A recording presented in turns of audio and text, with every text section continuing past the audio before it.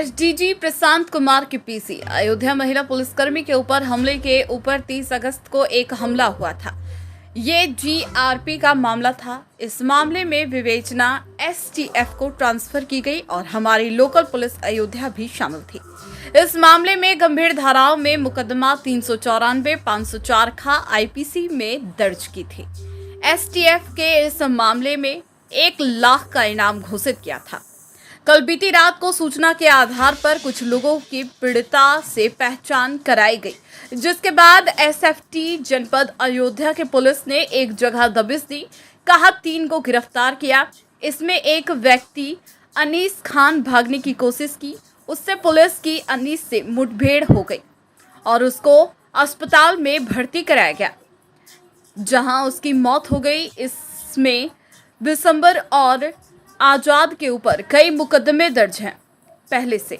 ये लोग ट्रेन में लूटपाट करते थे। ये तीनों ने महिला पुलिसकर्मी को देखा कि वो अकेली है, उससे लूटपाट करने की कोशिश की। उसने लूटपाट करने के इरादे की कोशिश की, जिससे महिला के ऊपर इन लोगों ने हमला कर दिया और वो घायल हो गए। सीसीटीवी के आधार पर भी दोनों पहचान हुई है। महिला पुलिस ने खुद आरोपियों को पहचाना है।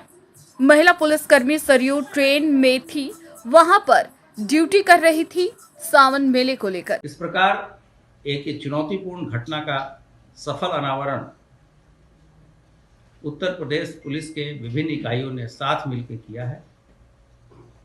अब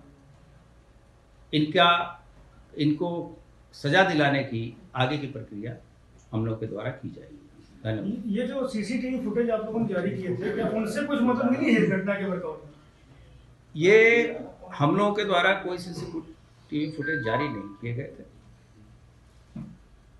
हम लोगों ने विभिन्न जगहों के जो टेक्निकल इनपुट्स मिले थे उसका पूरा अध्ययन किया था और लगातार हमारी टीमें इसमें लगी थी। इस कारण ही इन चीज़ों में इतनी समय लग गया। लेकिन अब जबकि खुद पीड़ित हेड कांस्टेबल ने लोगों को पहचाना है, तो उसके बाद से कोई इसमें डाउट की स्थिति नहीं है और पुलिस ने इस केस का सफल अनावरण कर दिया। लूटपाट की नियत से ही ये घटना कारित किया कि सर रैंडम कोई है इन्होंने रोक के लिए किया था महिला सिपाही को फिर देख के कि मतलब क्या करना उद्देश्य क्या था जी, मोटिव क्या था इस घटना को कारित करने? इसमें बैग छीनने का भी प्रयास हुआ था, प्लस मारपीट का अकेले देख के महिला के ऊपर अटैक किया गया था, जो कि प्रेस विज्ञप्ति में दिया गया। एफआईआर नेम थी या अज्ञात? इसकी जो एफआईआर थी नहीं, एफआईआर तो अज्ञात। सर कुल कितने लोग ये छेड़छाड़ की घटना थी क्या सर? छेड़छाड़ के विरोध में ये घटना हुई क्या सर? नहीं, ऐसी कोई नहीं। अभी विवेचना चली रही है, अभी विवेचना समाप्त। सर जो लोग पकड़े गए हैं कालावस्था में, क्या वो लोग ये बताए कितने लोग थे उस दौरान ट्रेन में? मतलब कि नहीं, उस दौरान तो जो अभी तक की पूछताछ है और जो हमारा टेक्निकल एनालिसिस है, दोनों चीजें आपस में कोलैबोरेट हो रही हैं। उसमें कोई भिन्नता नहीं पाई गई है और अभी पूछताछ जारी है। सर जिस कंपार्टमेंट में हुआ था उसमें और यात्री थे कि भी लोग थे इसमें? नहीं, उस डब्बे में काफी कम यात्री थे और उतनी रात में जब सभी लोग सुबह के का वाकया था, उसमें कितने लोग थे नहीं थे इसका बारे में सही अंदाजा अभी से लगाना उचित नहीं। पूछताछ में कुछ बताया सर इन लोगों ने? पूछताछ में कुछ इन लोगों ने बताया कि पूछताछ जो जितना अभी तक उन्होंने बताया है मैंने आपके साथ शेयर।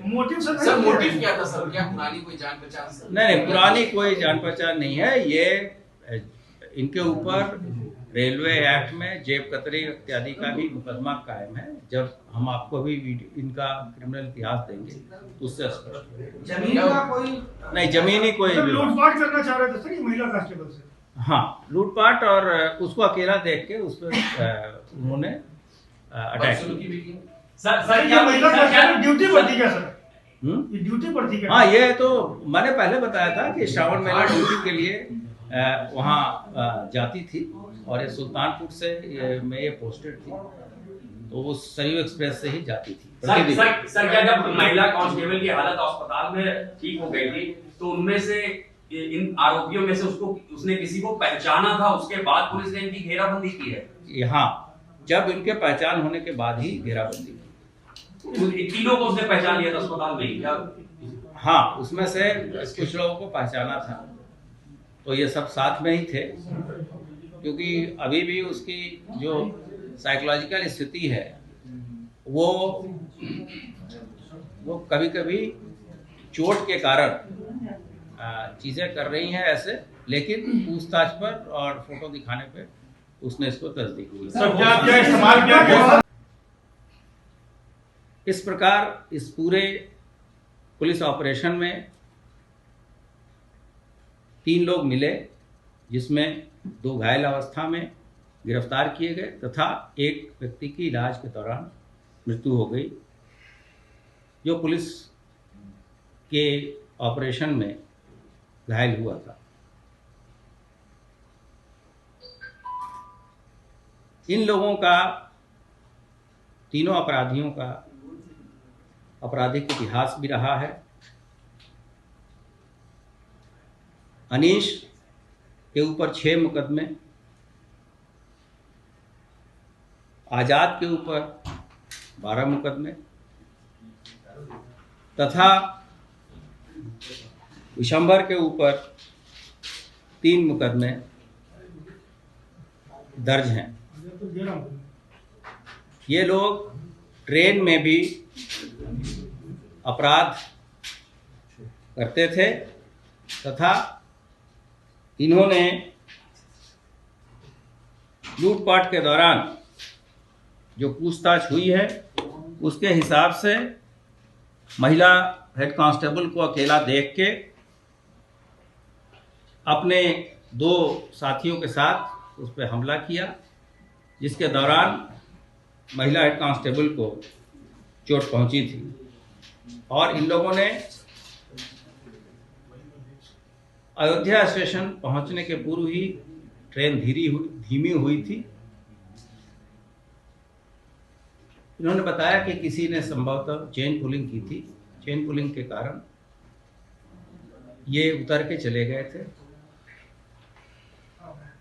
इसके दौरान इस पूरी विवेचना और सफल अनावरण हेतु जो टीमें लगी थीं, उनके द्वारा एकत्रित किए गए साक्ष्यों के आधार पर यह स्पष्ट हो गया था कि जो चीज़ें इन्होंने पकड़े जाने के बाद बताई हैं, उनका मूवमेंट उसी तरीके से हुआ।